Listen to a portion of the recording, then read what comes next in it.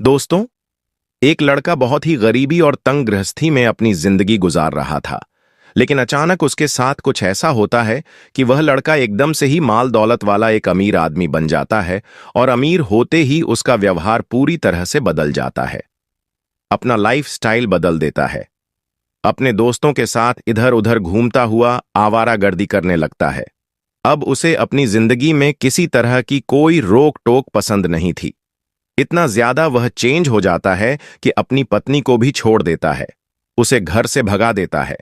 अपनी पत्नी से 3 सालों का रिश्ता खत्म करके अपने तरीकों से अपनी जिंदगी बिताने लगता है। लेकिन दोस्तों, वह एक दिन अयोध्या मंदिर घूमने के लिए जाता है और वहां उसके साथ कुछ ऐसा होता है जिसे सुनकर आप भी चौंक जाएंगे। आइए जानते हैं पूरी कहानी की सच्चाई इस वीडियो में। लेकिन वीडियो में आगे बढ़ने से पहले बस आप सभी से एक ही रिक्वेस्ट है कि आप हमारे YouTube चैनल को सब्सक्राइब कर लीजिए और वीडियो को भी लाइक कर दीजिए। आइए चलते हैं कहानी के शुरुआत में। दोस्तों, यह कहानी है उत्तर प्रदेश के अयोध्या शहर की। एक लड़का होता है जिसका नाम मनोज पांडे होता है। वह अपनी पत्नी के साथ बहुत ही गरीबी और तंग गृहस्थी में अपने जीवन को गुजार रहा था। बिजली विभाग में वह दिहाड़ी मजदूरी पर काम किया करता था, लेकिन अपने काम को पूरी लगन और मेहनत से करता था। काम में अपनी रुचि को लेकर एक दिन वह खंभे गढ़ाने का, तार को खिंचवाने का, बिजली सप्लाई कराने का ठेकेदार ही बन जाता है और इसके बाद ठेकेदारी करते हुए वह बहुत ही कम समय में बहुत ज्यादा अमीर हो जाता है। ठेकेदारी में अच्छा खासा पैसा बचा लिया करता था। अमीर बनने के बाद उसके परिवार वाले उसकी कामयाबी से बहुत खुश होते हैं। लेकिन मनोज पांडे के दिल दिमाग में कुछ और ही खुराफात चल रही थी। दोस्तों, पैसा आने के बाद वह अपनों को दुत्कारना शुरू कर देता है। अपने तौर तरीकों के अनुसार अपनी जिंदगी को जीने का फैसला करता है। अब उसकी जो पत्नी होती है वह उसे रोक टोक करने लगती है, क्योंकि मनोज आए दिन अपने दोस्तों के साथ पार्टी करता था, शराब पीता था, रात भर घर भी नहीं लौटता था। उसके घर वाले तो उसकी हरकतों से परेशान आ ही गए थे। इधर उसकी पत्नी को भी वह उसका हक ना देता, उसको प्यार ना करता था। अब पत्नी उसका विरोध करने लगती है, उसे बोलने लगती है, समझाने की कोशिश करती है, तो वह अपनी पत्नी से अब बहुत ही गुस्से में बात करने लगता है। कहता है कि यह मेरी खुद की जिंदगी है, इसको मैं अपने हिसाब से जीऊंगा। तुम्हें मेरी जिंदगी में दखल अंदाजी करने की कोई जरूरत नहीं है। तुम्हारा मेरी जिंदगी में कोई काम नहीं है। अगर यह सब तुम्हें इतना ही बुरा लगता है तो तुम मुझे छोड़कर जा सकती हो। मेरे घर को छोड़कर यहां से अपने मायके चली जाओ। लेकिन दोस्तों, पत्नी तो पत्नी ही होती है। कोई आदमी कितना ही बड़ा क्यों ना हो जाए, कितना ही मान लो दौलत वाला क्यों ना बन जाए, उसकी नजरों में तो वह पति परमेश्वर ही रहता है। दोस्तों, वह उसका आए दिन विरोध करती है।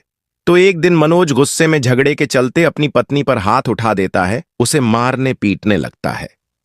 तो इन सब के बाद मनोज की पत्नी, जिसका नाम राखी होता है, वह बेचारी रोज रोज के लड़ाई झगड़ों से तंग आकर खुद की ही हार मान लेती है और कहती है कि ठीक है, जब आपको अपने हिसाब से ही जीना है तो तुम अपनी मनमानी करो। मैं तो अब यहां से जा रही हूं अपने मायके। तो दोस्तों, ये बात सुनकर मनोज और भी ज्यादा खुश हो जाता है।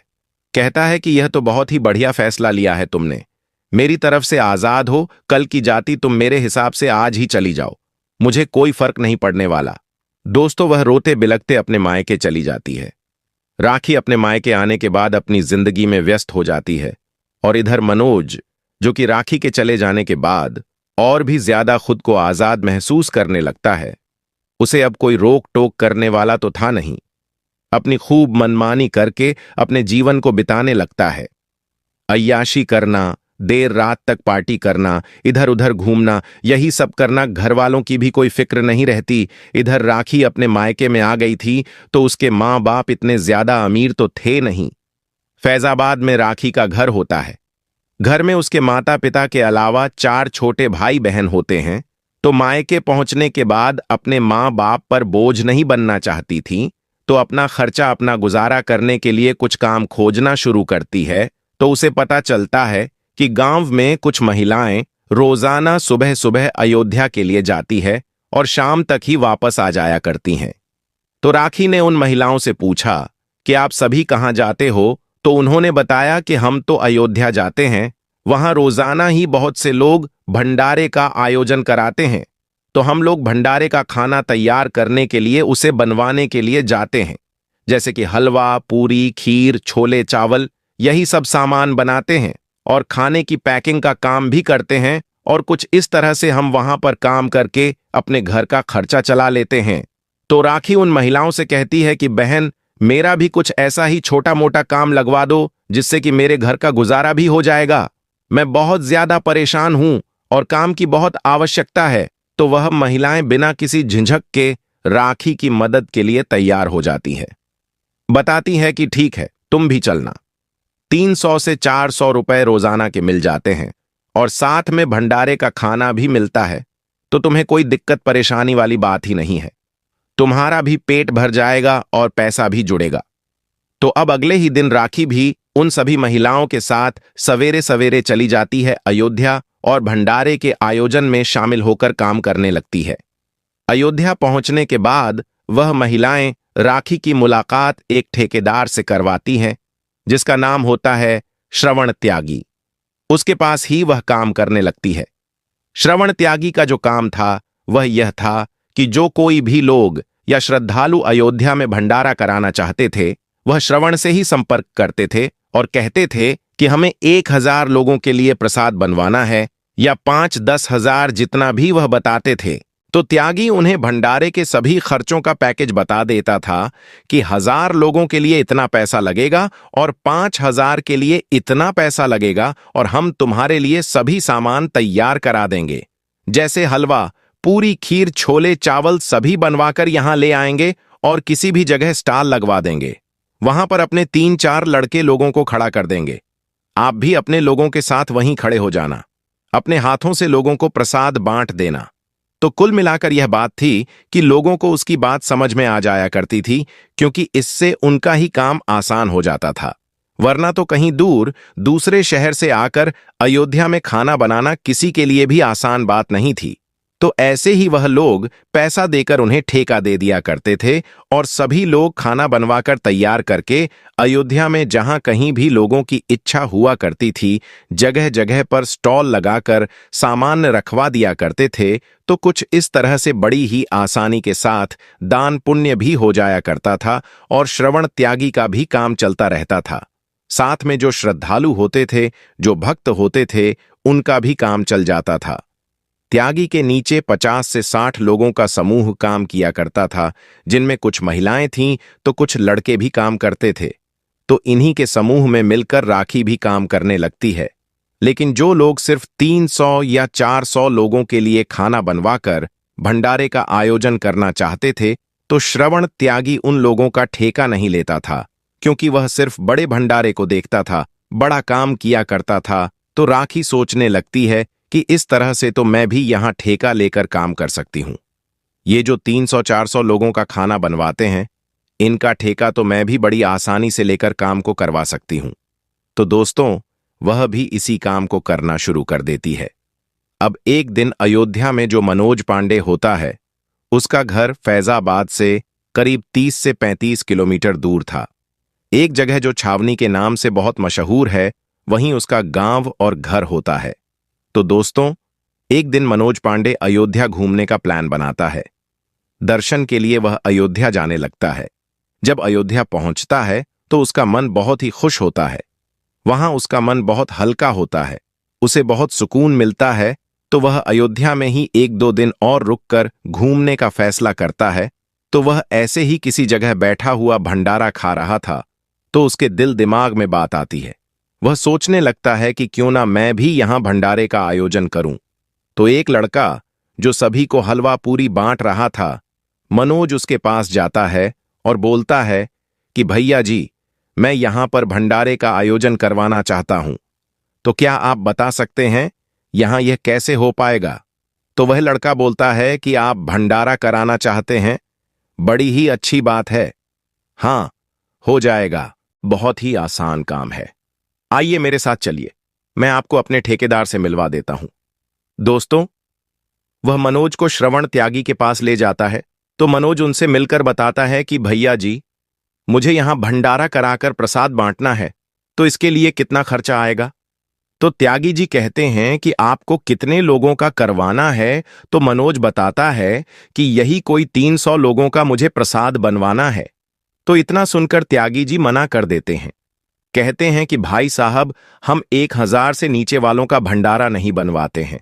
हमें ज्यादा काम रहता है, ज्यादा लोग मुझसे जुड़े हुए हैं, सभी की मेहनत मजदूरी का देखना रहता है। मैं 1000, 2000, 5000 या 10,000 का ही बनवा देता हूं। 300-400 वालों का हम नहीं बनाते, इसलिए मैं तो आपसे माफी चाहता हूं। अब त्यागी जी तो अपनी बात पूरी करके वहां से चले जाते हैं। तो वह लड़का मनोज से पूछता है कि क्या हुआ साहब, हो गई बात पक्की?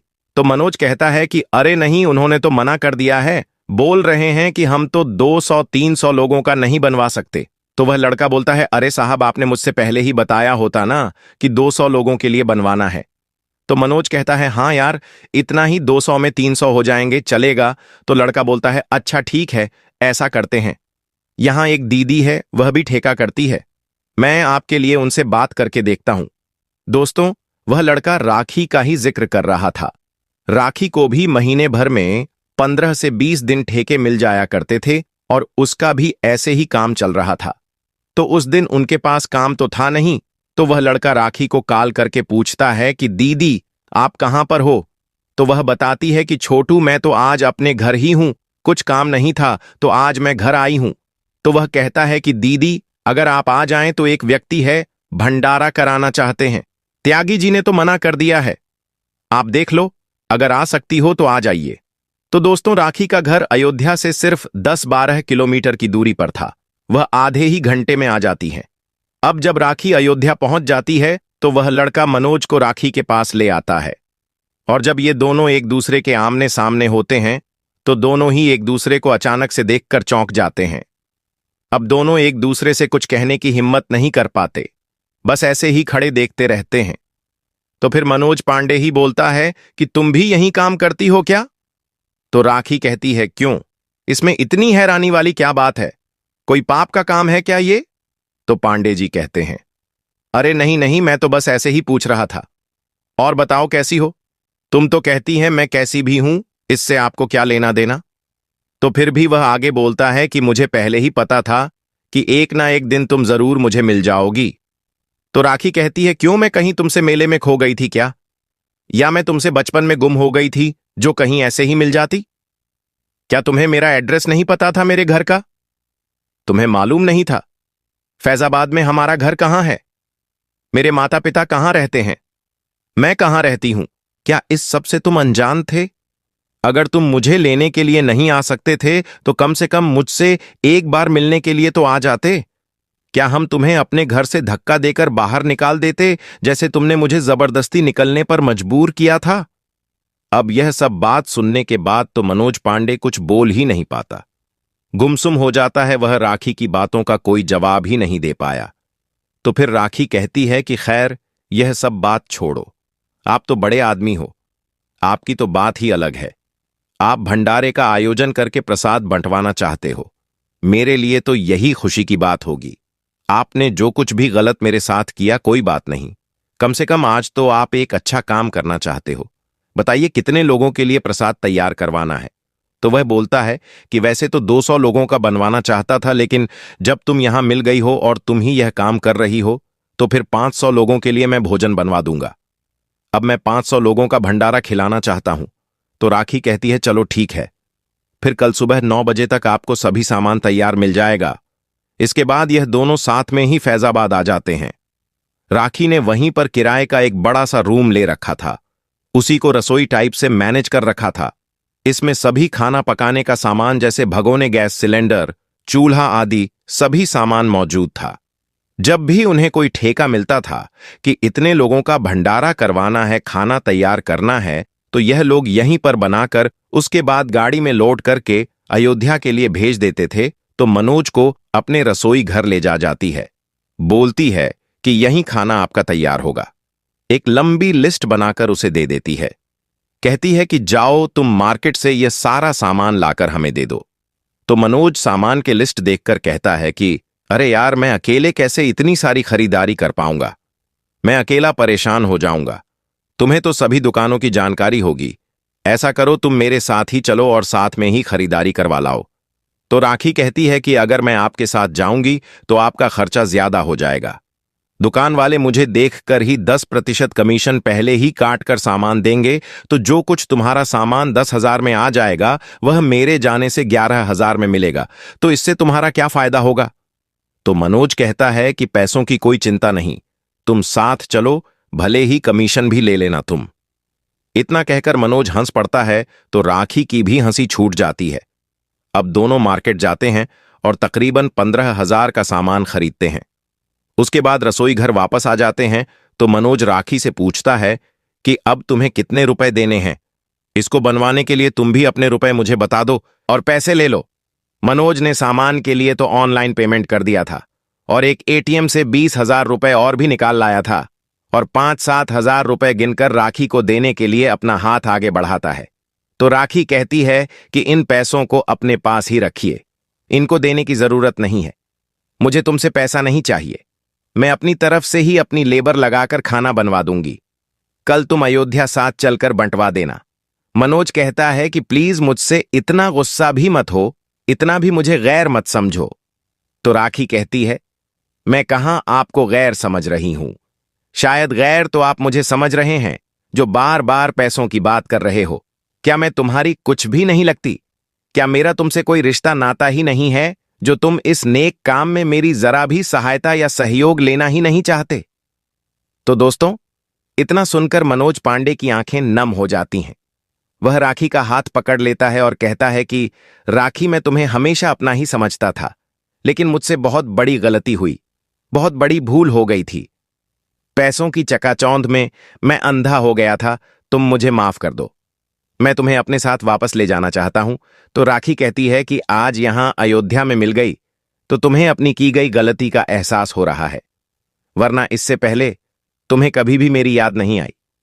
खैर चलो, छोड़ो, तुमसे क्या ही बहस करना, तुम तो पहले से ही इसी तरह के हो, घमंडी, बस अपने घमंड में रहते हो। अब बस तुम अपनी जिंदगी में मस्त रहो, मैं यहां अकेले खुश हूं। ईश्वर की कृपा से 1,000-1,200 रुपए रोजाना के हिसाब से बड़े आराम से कमा लेती हूं। मुझे भी कोई परेशानी नहीं है, घर वालों को भी कोई दिक्कत नहीं है। लेकिन वह राखी को फिर से मनाने लगता है, कहता है कि प्लीज तुम मुझे एक बार माफ कर दो, मुझसे यह गलतियां जिंदगी में दोबारा नहीं होगी। दोस्तों, अपने हाथ जोड़कर उसके आगे उठक बैठक करने लगता है तो राखी उसको पकड़कर रोकती है कि बस ड्रामेबाज, बस भी कर दो, तुमसे ज्यादा नौटंकी कहीं नहीं देखी मैंने। वह हंस देती है और कहती है कि इस बारे में मैं बाद में बताऊंगी, मेरा क्या फैसला है, फिलहाल अभी तो जिस काम के लिए आए हो वह काम करते हैं। अब दोस्तों, शाम में वह अपनी लेबर को बुलाती है जो 5-6 महिलाएं उसके लिए काम करती थीं। सभी सामान हलवा, पूरी, छोले, चावल बनवाकर तैयार करते हैं और अगले दिन गाड़ी में लोड करके अयोध्या लेकर पहुंच जाते हैं। वहीं एक जगह खड़े होकर प्रसाद को बांटने लगते हैं। सुबह 9 बजे से दोपहर 1 बजे तक उनका सभी काम निपट जाता है। दोनों ने एक तरह पति पत्नी की तरह मिलजुल कर ही काम को निपटाया था। उसके बाद राखी अपना सभी सामान, बर्तन, भगोने वगैरह गाड़ी में रखकर उन महिलाओं को साथ भेज देती है और उनसे कहती है कि तुम चलो, मैं अभी बाद में आती हूं। इसके बाद यह दोनों सरयू नदी में जाकर स्नान करते हैं और फिर एक साथ अयोध्या घूमने लगते हैं। दोनों पति पत्नी तो थे ही और मनोज को भी अपनी गलती का एहसास हो चुका था। वह हाथ जोड़कर माफी मांग रहा था तो राखी भी उसे माफ कर देती है। दोनों पति पत्नी एक होने में बहुत ज्यादा समय नहीं लगता, दोनों ही एक हो जाने से बहुत खुश थे। इसके बाद राखी अपने समूह की जो 5 महिलाएं थीं, उनमें से जो सबसे ज्यादा जिम्मेदार महिला थी, उससे कहती है कि बहन, यह मुझे अब अपने साथ ले जाना चाहते हैं, तो मेरा जो काम है इसको अगर तुम संभालना चाहो तो संभाल लो। तो वह महिला कहती है, ठीक है दीदी, मैं यह काम वैसे ही ईमानदारी के साथ करूंगी जैसे आज तक आप करते आए हैं। इसके बाद मनोज राखी को लेकर पहले उसके घर जाता है। उसके मां बाप से भी माफी मांगकर उनका आशीर्वाद लेकर एक बार फिर से राखी को अपने साथ अपने घर ले जाता है। छावनी मनोज के माता पिता भी अपनी बहू राखी को देखकर बेहद खुश हो जाते हैं। तो दोस्तों, पूरे 1 साल बाद राखी और मनोज का कुछ इस तरह से अयोध्या में विलय हो जाता है और वह दोनों फिर से अपना खुशहाल जीवन जीने लगते हैं। तो दोस्तों, आपको यह कहानी कैसी लगी कमेंट करके जरूर बताएं। अगर कहानी आपको जरा भी पसंद आई हो तो हमारे YouTube चैनल को सब्सक्राइब कर लीजिए और वीडियो को भी लाइक कर दीजिए। मिलते हैं फिर से एक और नई और इंटरेस्टिंग कहानी के साथ। तब तक के लिए धन्यवाद। जय हिंद, जय भारत।